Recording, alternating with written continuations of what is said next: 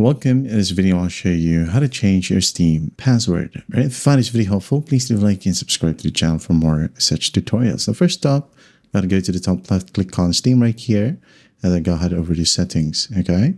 Now once done, go ahead and find security, click on it, and then just gotta go to the top right, click on change password. Click on it and wait for a new page to load. Now, if you do have the Steam mobile authenticator or the Steam mobile app, just click on this option.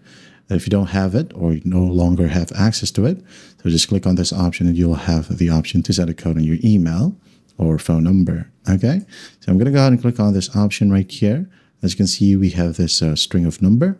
So what you'll do basically is just open up the Steam mobile app. Okay, let me go ahead and do that right here. So what we'll do is find Steam.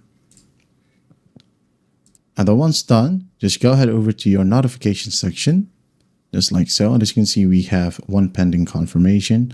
So just click on it. And now we have account recovery. So go ahead and click on it and click on confirm. Make sure that these two matches.